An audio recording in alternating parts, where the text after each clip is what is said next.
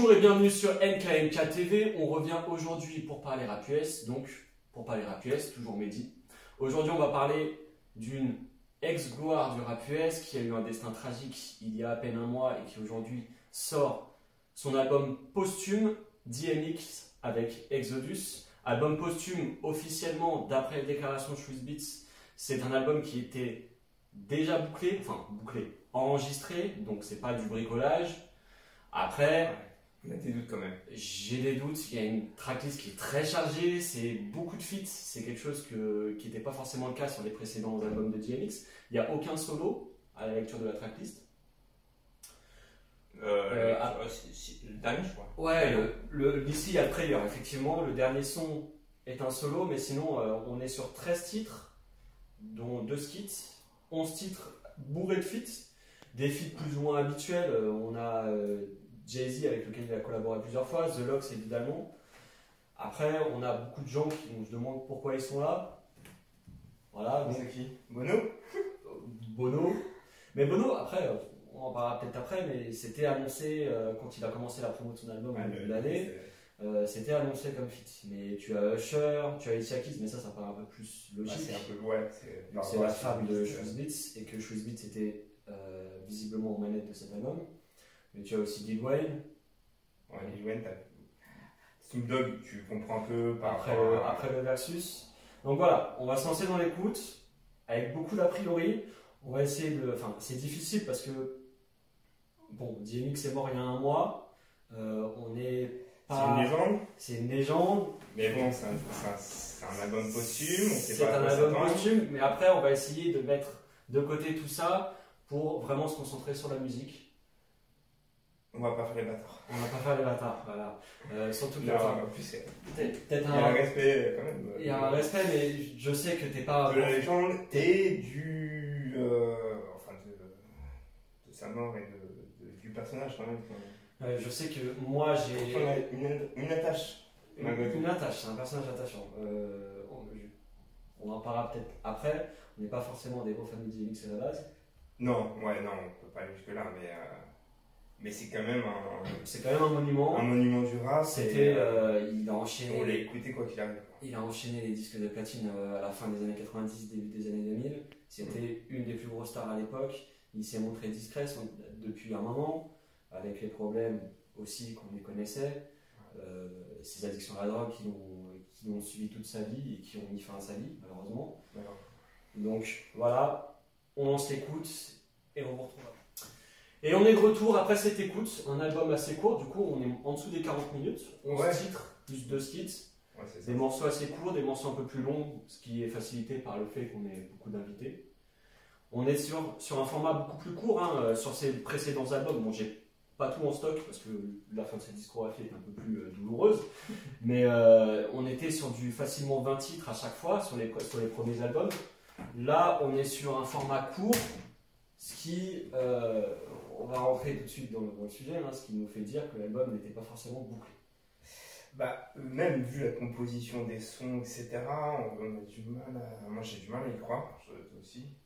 On avait déjà du mal à y croire en voyant le tracklist et tous ces featuring, toutes ces choses. Et là, en écoutant, j'ai encore plus de doutes.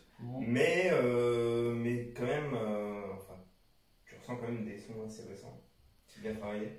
Assez récent. Alors, d'après les déclarations de Swizz Beatz, il a fait la promo cette semaine, en essayant toujours de.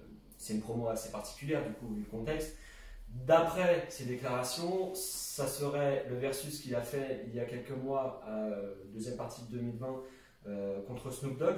Donc versus, c'est, pour ceux qui ne connaissent pas, c'est un format où 2 artistes s'affrontent en proposant chacun leur son sur un format live, où ils sont filmés et tout ça. C'est un format qui est enregistré, qui est proposé par Swizz Beatz donc, et Timbaland. Et donc, à la suite de ce versus contre Snoop Dogg, il aurait retrouvé l'envie et une légitimité. Ce qu'il disait, c'était qu'il ne se sentait plus à sa place, il ne sentait pas l'amour du public et qu'il a retrouvé, avec la réception de ce programme-là, il a ressenti que le public avait quand même de l'attente encore pour lui et de l'amour pour lui. Et c'est ça qui l'a motivé à revenir en studio. L'album enregistré en 2 mois. Après, nous, on sent que c'est pas forcément un album qui a été complètement composé de son vivant, malgré les déclarations de Swizz Beatz. Mais ce qu'il dit aussi, c'est que il y a pas mal d'invités qui ont envoyé leur partie et que c'est pas des sons qui ont été faits en studio ensemble. Tu sens et les couplets sont très séparés. T'as pas d'alchimie de communication entre les différentes parties. Tu sens un petit peu sur Griselda, avec le son avec Griselda, où tu sens que j'ai bien aimé en plus. Le son avec. En plus de Griselda et les grognements de DMX, t'as des bruits de partout. Avec les bruitages de West Side Gun, plus les grognements, on est en full. On est en full bruitage. Mais ça rend bien en plus, ça colle au personnage, donc c'est cool. Peut-être le son avec Alicia Keys, je vais dire avec Alicia Keys aussi, où tu as une bonne alchimie. Après, derrière, c'est. On va pas dire Alia parce qu'il y a des histoires entre DMX et Alia qui sont pas très claires. Hein. Oui, n'est-ce pas? Elle était jeune, hein. Elle était jeune. Très jeune. Elle était trop jeune. Et ce que je disais, mais sur les autres sons, en tout cas, tu sens que tu as des couplets séparés, tu as des mix qui est même pas peu présent sur des sons. Peu présent, il a son couplet en fait. Ouais, il a son couplet à la fin, souvent, qui n'est pas forcément très long. Je crois que si tu comptes le temps de tous les feats et le temps de DMX, je crois qu'il se fait. Ouais. Je crois qu'il est battu. Mais au final, enfin, sur l'aspect général, c'est quand même un bon album. Franchement, je m'attendais à pire. Surtout la performance de DMX qui est bonne, je trouve. Il y a toujours l'énergie, il est toujours présent, quoi. En plus, il a un personnage assez fort, donc tu sens sa présence et sur des sons en plus où il y a de l'émotion de sa part. Et l'énergie sur des trucs un peu plus grognements. C'est vrai que c'est un personnage assez ambivalent, DMX. Il a eu toujours ce côté très rude, très dur, très violent, qu'on a ressenti tout au long de sa carrière, qu'on retrouve aussi ici. Hein. Il y a des purs street bangers sur cet album, surtout aidés par les beats de Swizz Beatz qui mettent dans cette ambiance. Il y a toujours eu dans ce côté, dans cette discographie de DMX, des sons un peu plus personnels qui parlent de ses tourments. C'est pas un grand rappeur au sens technique, mais c'est une grosse présence, un gros charisme, cette voix qui transmet très bien l'émotion. Alors, pour parler un peu de mon rapport avec DMX, c'est vrai que DMX, pour moi, c'est un peu une anomalie dans le paysage du rap, parce que lui, il couple à Swizz Beatz qui a accompagné sa carrière presque tout du long. C'est pas quelque chose qui est forcément agréable à l'oreille. C'est un côté assez radical, aussi bien dans sa voix que dans les productions de Swizz Beatz. Et pourtant, DMX, c'est quelqu'un qui a eu un succès planétaire monstre, qui est assez surprenant pour moi, parce que c'est pas de la musique accessible finalement. Ouais, vraiment. En plus, gros succès de DMX, c'était à une époque où le rap c'était pas le rap d'aujourd'hui, quoi. Ouais, à son époque, il était t'avais les très très gros Biggie, Tupac et t'avais DMX. Ouais, il est entre deux en fait. Il est dans l'entre-deux, c'est vrai. On était à la sortie de la Jiggy Era de Didi et tout ça, c'était beaucoup plus musical. On était sur des samples de funk. C'est pour ça. Et lui arrive avec un truc hardcore. Avec un côté très brut. C'était numéro 1. C'était numéro 1. Et en plus, il était hyper productif. Il sortait 2 albums par an. C'est vrai, il a débarqué avec son premier album It's Dark and Hell is Hot en 98. Il suit la même année avec Flesh, Blood of My Blood en 98 toujours. Les deux finissent platine. Numéro 1. Après, il continue avec un album en 2000, un album en 2001, puis en 2003. Après, il s'est calmé. Il y a d'autres problèmes, je pense. L'arrivée de 50 Cent aussi qui a pris ce relais un peu sur un côté très, très rue. Mais ouais, c'est vrai qu'il a eu un énorme succès sur enchaîner les tubes enchaîner les gros scores sur une courte période. Ouais, après, c'est aussi ça qui a été difficile à vivre pour lui, je pense.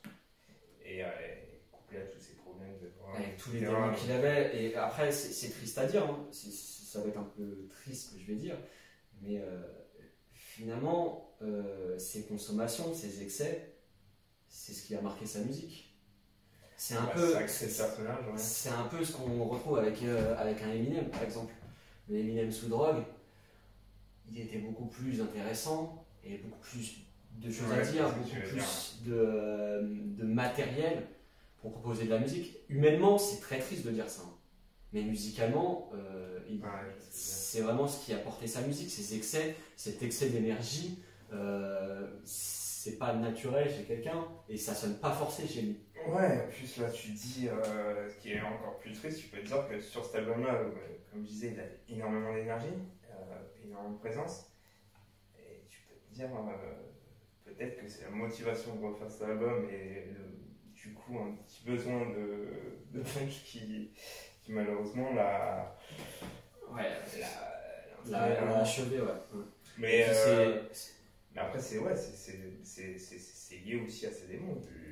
Ce besoin-là de devoir chercher ça, c'est pas naturel en tout cas. Et puis,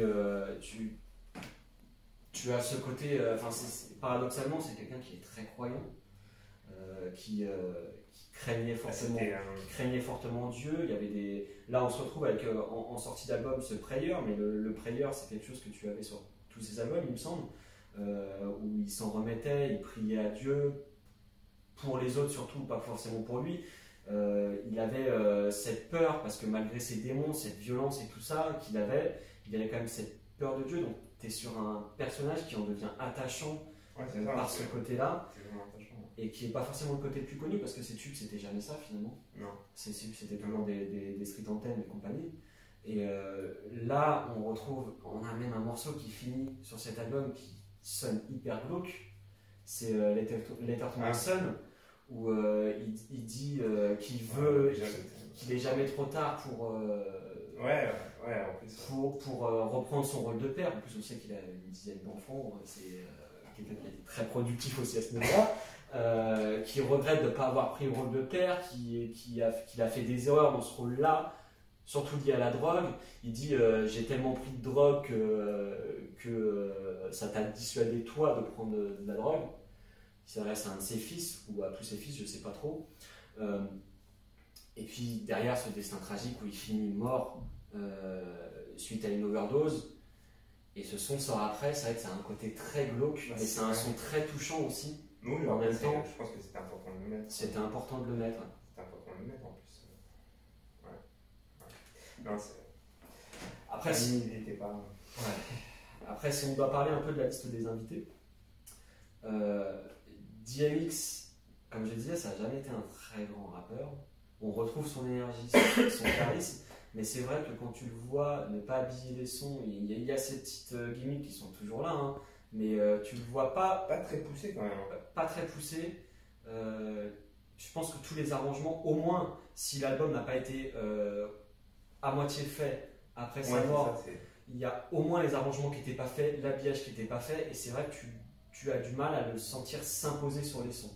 Ce qui fait que tu vas avoir l'impression qu'il se fait bouffer un peu sur tous les sons, quoi. Que ce soit par Jay-Z, par Nas, par Lil Wayne. Ouais, après, oui. Après, t'as un feat avec Jay-Z, Nas, tu te fais bouffer, ça va, quoi. Mais même, tu vois, après, oui. Mais même par Styles P et Jada, bon, pour moi, je les considère comme des meilleurs rappeurs que DMX, mais tu sens qu'ils mettent beaucoup plus leurs pattes. Et puis quand tu as les trois de Griselda qui sont à la suite, qui ont l'habitude de collaborer ensemble, et que tu as DMX qui vient se greffer à la fin, tu as du mal à le sentir s'imposer sur son propre projet. C'est ça, c'est comme je disais, c'est que ce couplet n'était pas si long que ça sur ses feats, qu'il arrive à la fin, que même avant son couplet, tu sens pas sa présence, il fait peu de refrains. Donc ouais, tu sens pas vraiment sa présence. À la fin, t'as presque pas l'impression que c'est un album de DMX, que c'est plus un album Ça fait Hommage. ça fait vraiment posthume. Ça fait vraiment C'est- posthume, alors que c'est pour ça c'est que- censé officiellement pas en être un. Ouais. C'est ce qui ressort vraiment de cet album. Mais après, je pense que Suisse Beat, il avait tout ça, il avait la volonté de sortir un album parce que c'était important. Moi, j'ai du mal quand même avec les albums posthumes. Je suis un traumatisé de ma gueule. Mais là, c'était important, je pense. C'était important de finir le projet, de le sortir. On parlait de ces dizaines d'enfants et l'héritage qu'il va pouvoir laisser. Ouais, c'est vrai que ça c'est qu'il était déjà en difficulté financière. D'ailleurs, pour parler du feat avec Gézinas, c'était assez gênant d'entendre Gézinas dire qu'il s'était pété de thunes milliardaire et derrière qu'il a coupé des mix. Donc ouais, c'était important de sortir cet album, mais tu restes sur ta fin en disant que c'est pas un album vraiment de DMX. On va pas dire que c'est un mauvais album, après on parlera des beats. Mais l'album est bien, l'album est bon, musicalement c'est bon, c'est bien produit. Enfin, toi, on parlera des beats parce qu'il y a beaucoup de choses à dire pour moi. moi. C'est un problème avec Psy, mais moi j'aime bien. C'est pas un mauvais album, honnêtement. Si il n'était pas mort, je pense que personne n'aurait calculé cet album. Il est anecdotique, comme l'était le précédent, comme l'était Undisputed à l'époque. Oui, tu as la curiosité de l'écouter pour les feats. C'est un album qui était quand même. Enfin, je pense que on l'attendait plus tellement ça faisait longtemps qu'il parlait de cet album-là. Ouais.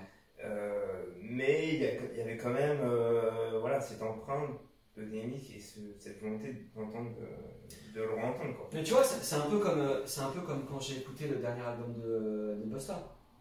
Je l'ai écouté parce que c'est Busta. Ouais.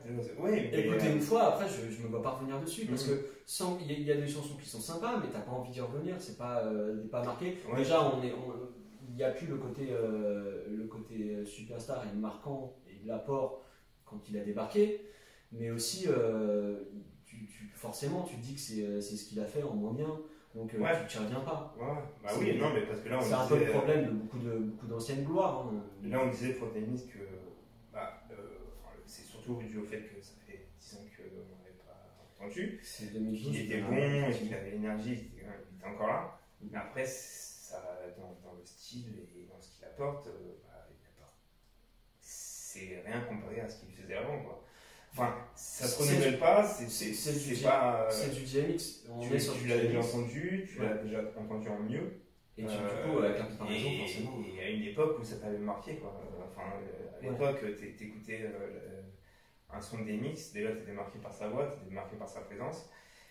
Il abordait quelque chose de nouveau. Là, t'as plus cet effet-là, donc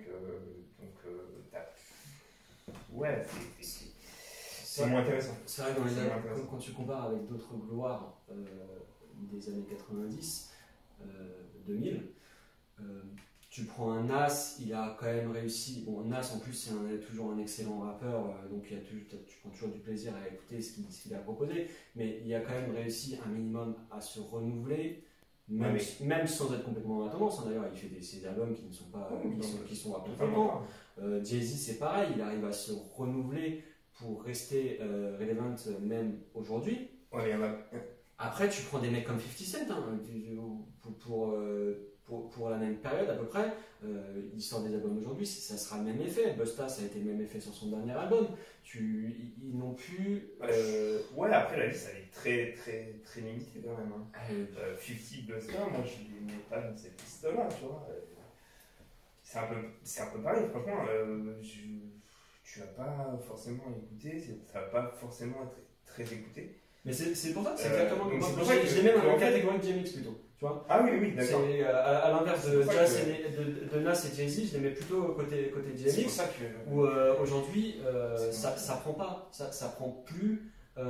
Tu compares à ce qu'ils ont fait, ils n'arrivent pas à raccrocher les wagons. Et ils font ce qu'ils font à la base. Bon, là, c'est un peu particulier parce que là, il y aura plus d'audience parce que c'est un album posthume et que ça a quand même marqué sa mort. Mais ils font des albums pour les gens qui les aimaient avant. La fanbase mangera peut-être un peu, mais tu peux pas être rassasié quand tu sais ce qu'ils ont fait avant, quoi. Ouais, c'est ça. C'est ça. Donc ouais, c'est très compliqué de toute façon à rester pendant 20 ans au niveau quoi. Surtout après 10 ans d'arrêt. Après 10 ans d'arrêt, ouais. Et puis après, si on parcourt la tracklist, tu as aussi ce son avec Bono. Ouais.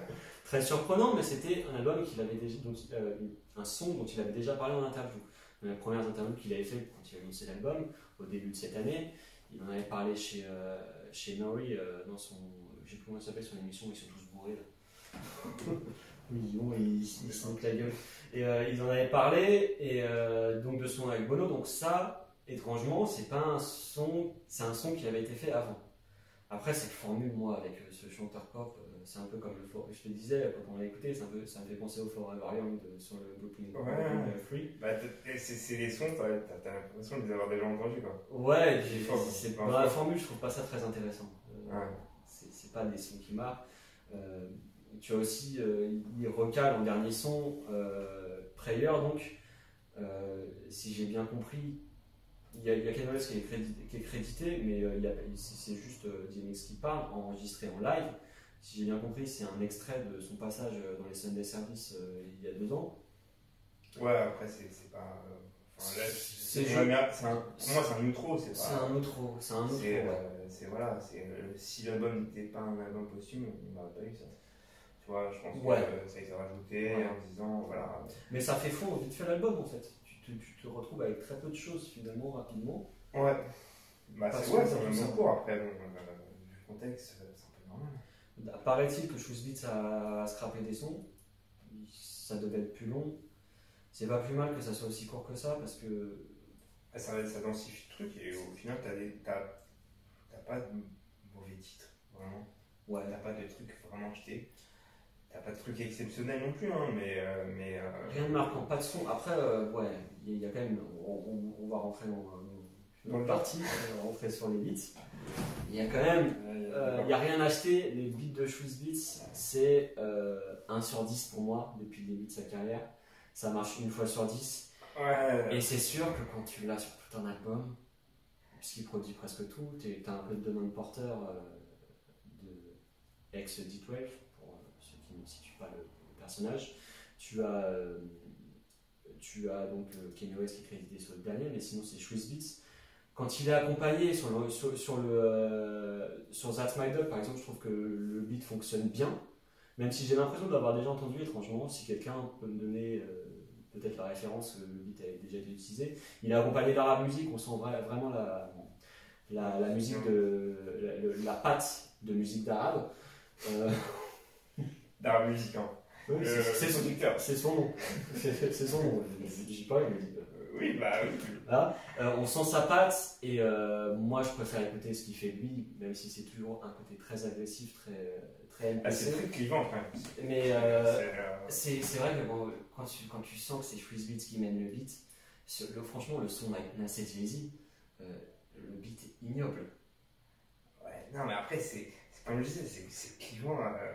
Ce débat-là, je crois on l'a eu je ne sais combien de fois en vidéo, mais ouais, celui-ci c'est clivant, c'est une musique très particulière, très marquée, très chargée. Très chargée, ouais. Très chargée, donc moi je peux comprendre que sur un album entier en plus, les gens n'apprécient pas et ont du mal, mais moi je suis fan donc. T'es fan de Shoes Beats? Ouais, je suis fan. Alors moi c'est vraiment avec parcimonie, c'est vrai que vraiment pas. Je l'ai vu gâcher. Vraiment pas objectif là-dessus, mais. Je l'ai vu gâcher des albums, moi, Shoes Beats, avec sa propre. Le reste est carré et tu arrives au beat de Shoes Beats, tu te dis merde. Putain. Bah, le pire, c'est que quand tu as une de ses prods sur un album, t'écoutes le début du son, tu sais que c'est lui. Ouais. Et c'est tellement différent, tellement marqué que tu fais la différence et que ça sonne direct. Ouais. Donc sur un album où il va mettre un son, c'est encore plus marquant. Mais c'est vrai que là ça passe bien, je trouve. Moi, enfin, sur l'ensemble, moi j'ai apprécié. J'aime beaucoup les premiers albums de DMX, sans sans les mettre non plus tout en haut du Panthéon. Mais l'alchimie fonctionnait et tu n'avais pas ce côté bruyant qui me cassait les couilles sur Swiss Beats. C'est vrai que ce début de carrière, peut-être qu'il avait un peu plus de retenue. Il a foncé à mort, à fond dans sa marque de fabrique et c'est devenu, c'est devenu du brouhaha hyper bruyant. Ouais, c'est peut-être, si j'arrive à être un peu subjectif, son son, il était, comment dire, plus mesuré. C'est stéréotypé son son. Ouais. Et c'est stéréotypé dans un style musical très marqué comme ça, et qui a des grosses caisses claires, des bruitages un peu partout, des ajouts, tu dis mais pourquoi Chantal Goya? Mais pour moi, c'est un meilleur beat. C'est vrai que là, il a ramené le. C'est sur Money Money. C'est sur Money Money Money, on a le sample vocal et le sample musical d'une chanson de Chantal Goya. Pourquoi? On ne sait pas, mais pourquoi pas? Une chanson sérieuse de Chantal Goya, on la mettra, mais c'est pas. C'était quoi Chantal Goya? Non, c'est Pandi Panda. Oui, voilà, tu sais. Cassie, c'est ma cousine. Non, ce matin, à la porte, tu es un chasseur. Ouais. Glauque cette chanson, putain. Ouais. Non, mais en plus, tu vois, j'imagine Suzy en prendre un son comme ça français. Il aurait pu, il parle pas français, il aurait pu se retrouver avec un sample de Chantal Goya qui nous aurait parlé d'un lapin ou de Casimir, ou je sais pas. Là, il sait même pas de quoi ça parle, il sait même pas qui est Chantal Goya, il prend la voix, il fait oh c'est stylé, et puis ça passe bien. Big up à la légende Chantal Goya. Ouais. Qui est fan de Booba apparemment. Ah ouais, ça je l'ai interdit. À cause du Booba, justement. Ah, parce qu'elle a chanté Booba, mon petit ourson aussi. D'accord. Les collections se font. Mais ouais, et puis ce son assez particulier. Alors, officiellement, dans la version officielle de Swiss Beats, dont on a quelques doutes, le couplet de Moneybagg Yo, c'est le seul qui a été fait après. Parce qu'à la base, il était prévu d'avoir un couplet de Pop Smoke, autre rappeur américain qui est décédé récemment. Et puis ce couplet a dû être utilisé pour un des posthumes. Le couplet a été utilisé, donc ils ont dû changer. Et la volonté de DMX et de Swiss Beats, quand ils en ont parlé, c'était d'avoir vraiment quelqu'un de la jeune génération. Ouais, ça a été beau. Pour l'hommage, ça aurait été beau. Pour l'image, ça aurait été quand on disait que DMX était une légende, c'était quelqu'un de Post Smoke, largement influencé par 50 Cent. Dans le cas de Post Smoke, c'est vraiment 50 Cent et DMX. Et je pense que indirectement, je pense que le mariage aurait très bien fonctionné. Ouais, ça aurait été beau. Ouais, non, après, sur les doutes qu'on avait, déjà juste Basalt, moi ce que j'ai entendu, c'est que ce son-là était prévu sur Life is Good, donc l'album de Nas, qui date de maintenant il y a presque 10 ans. Donc, il y a ces trucs-là où t'as des repêchages, t'as des trucs récupérés par-ci par-là. Alors, est-ce que c'était. Là, c'est là où on rentre dans les déclarations contradictoires là-dessus. Est-ce que ils avaient prévu à l'époque de faire un son ensemble, les trois, la réunion des trois, ou est-ce qu'il y avait vraiment le son qui avait démarré fait et finalement ils ont recyclé. Et là, Swiss Beats nous dit tout a été fait en 2 mois après Versus. Là, il y a des voix qui disent que le son était prévu déjà il y a 10 ans. Donc là, il y a des trucs qui collent pas vraiment. On ne sait pas le processus. On préfère croire que Swiss Beats a respecté un peu la volonté. Ouais, après, je pense pas. Enfin, quand je disais que j'avais des problèmes sur les albums posthumes, j'étais moqué par l'album de Michael, etc. Parce que tu sens que c'est des trucs récupérés, c'est des trucs. C'est vrai qu'attends, l'album de Michael, c'est celui où ils avaient même fait chanter un autre mec. Ouais, c'est ça, mais le scandale. Le summum de je respecte rien. Ah ouais. Parce que le problème avec un album posthume, c'est que tu veux célébrer un artiste que tu as aimé, que voilà, tu veux donner aux gens ce qu'ils attendent, mais l'artiste n'a pas validé, quoi. Il n'a pas validé. Et après. Et sur ça, franchement, Subi, c'est clairement un ami, un proche de Il s'était éloigné depuis un moment, mais c'est vrai qu'il s'était. Là, il s'est attaché à finir l'album parce que c'était important de célébrer ça. Je pense pas qu'il ait pu mettre des trucs cachés. Dans le sens où, effectivement, il a dû finir l'album, il y a des choses qui ont été retravaillées derrière. Mais je pense pas qu'un son où DMX a dit celui-là, non, je ne veux pas. Il ait pu se permettre de. Après, j'ose espérer, tu vois, mais on ne sait jamais. Ouais, après. Et puis, tu as la pression de sortir l'album. Assez vite, parce que, ouais, et après, il y a forcément une logique financière derrière qui peut être une bonne chose parce que ça va revenir aux enfants. Ouais, en plus, souvent, les albums posthumes, c'est. En gros, tu as un contrat, tu avais 2 albums à faire, etc. Après, les contrats sont calculés à la mort quand même. Ouais, autant profiter, sortir un costume, t'avais des sons à côté. Oui, parce que les couplets qui ont été enregistrés appartiennent au label sur lequel ils étaient signés. Là, c'était le droit. Il avait re-signé chez Def Jam. Déjà, il avait re-signé chez Def Jam, dont il était parti après Grand Champ, je crois. Il avait quitté Def Jam et là, il l'avait re-signé, c'est vrai, depuis 1 ou 2 ans, je crois. Ouais, donc. Mais bon, voilà.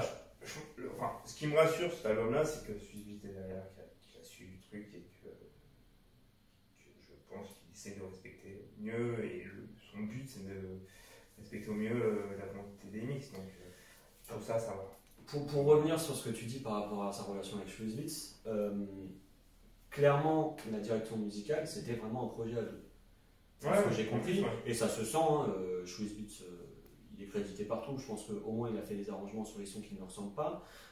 C'était un projet qui se faisait à 2, c'est lui qui allait proposer le fait d'avoir autant de feats et tout ça, c'est lui qui l'a proposé à DMX et tout ça. C'est vraiment une machine qui s'est fait à 2. Je pense que établir la tracklist finale, c'est quelque chose que Swizz Beatz a dû faire seul ou avec d'autres personnes, mais pas avec DMX. Clairement, la tracklist, elle n'avait pas été montée. Tu vois, par exemple, il manque une intro. Il aimait bien faire des intros prêchées aussi, DMX. Là, tu te retrouves avec un son, tu rentres dans le dur direct. Il y a des choses qui manquent pour boucler un album, des petits ajouts, au mieux, dans la meilleure des versions. Mais après, c'est vrai que c'est quelqu'un qui, je pense, voulait respecter. Il a dit en interview aussi qu'il ne ferait pas le grave digger à prendre tout ce qui traînait et à faire 50 albums posthumes. Il ne voudrait pas faire d'autres posthumes tant qu'il ne pense pas que ça rendra hommage à son travail et que DMX aurait validé. C'est du discours, hein. Mais j'ai tendance à le croire parce que c'est quand même des gens qui ont été longtemps assez proches. Ouais, non, je sens que. Puis t'as pas raison dans le cas de. Il n'a pas raison. Enfin, tu vois, c'est DMX, je te dis, c'est pas lui qui va gratter sur DMX. Oui. Tu vois, c'est pas le. Dans le sens contraire, tu aurais des doutes, mais là, tu vas pas aller gratter sur lui ou quoi, donc. Après, ça va tomber dans les mains de la famille, on ne sait pas comment ils vont réagir. On prend l'exemple de Tupac. Hein. Sa mère à Tupac est une vraie chacale. Et elle a revendu les droits pour faire des posthumes à tort et à travers, plus offrant, sans pourtant respecter ce qu'aurait pu être la volonté. Ce qui n'est pas le cas, ce qui est moins le cas pour Notorious Big, où les posthumes ont été moins nombreux. Elle a tenu à avoir confiance dans les gens qui s'occupaient des posthumes. Donc là, on ne sait pas comment ça va se passer derrière avec la famille de DMX. Et puis tu avais, dans le cas de Notorious Big, tu avais Didi qui. Oui, puis tu as dit, après, c'est en personne de confiance, voilà. tu dis. Voilà. Non, dans le sens business, s'il peut gratter, il va gratter, mais dans le sens où il ne va pas non plus abuser. C'est un peu plus intelligent, je pense. Ouais, je sais pas. Didi, non, mais il va gratter, mais de manière intelligente. Ouais. Tu vois, c'est pas gratter, sortir un album possible tous les ans avec de la merde. Alors tu sais que tu vas gratter pas grand chose au final. C'est vrai. Ouais. Mais c'est vrai qu'on n'est pas. Il y a, je crois, 2 posthumes de Biggie. Celui qui est sorti juste après, évidemment, qui est un peu en fait. C'est un peu le même cas, c'était quasiment fini. Ouais. que ce qu'on avait là, mais après, tu as une dizaine d'albums posthumes de Tupac, tu en as 2 de Biggie, c'est vrai que la gestion du patrimoine n'est pas la même. J'espère que ça sera comme ça aussi pour DMX. Je pense qu'il y a toujours moyen de faire quelque chose avec ce qu'il a. Je ne sais pas s'il a vraiment enregistré pendant ces 10 ans d'absence, ou 9 ans. Il y a sûrement du matériel derrière encore à utiliser. Il faut que ça soit bien fait, il faut que ce soit entre bonnes mains. Même si j'aime pas forcément les beats de Swizz, je voudrais que ça tombe dans ses mains pour que lui ait du respect pour l'artiste. Ouais, ma mise dessus, ouais. C'est bien. Bon, on verra. On verra, mais... Donc voilà, pour conclure, je pense que l'idée pour moi c'est que c'est pas un mauvais album. Non, enfin c'est pas un album exceptionnel. C'est pas un album exceptionnel, je pense que c'est un album sur lequel j'aurais du mal à revenir. Même pas pour un son, parce que je suis un peu déçu pour la collaboration avec Jay-Z et Nas à cause du beat, notamment. Ça fait pas tâche dans une discographie, c'est pas inoubliable. Voilà, next. Ouais. Et puis. La drogue, c'est mal. La drogue, c'est mal. C'est pas bien. Ne vous droguez pas. Ou alors avec parcimonie pour faire des bonnes chansons. Eminem, quelques cachetons. Parce qu'on en a marre des albums de merde. Non, c'est moche. C'est leur tomber, c'est moche que je dis, c'est pas bien. La drogue, c'est mal, les enfants. Ne faites pas ça. Et les adultes aussi. On retrouve la prochaine fois sur LKTV pour d'autres artistes US ou français. On ne sait pas ce que nous apportera l'actualité prochainement.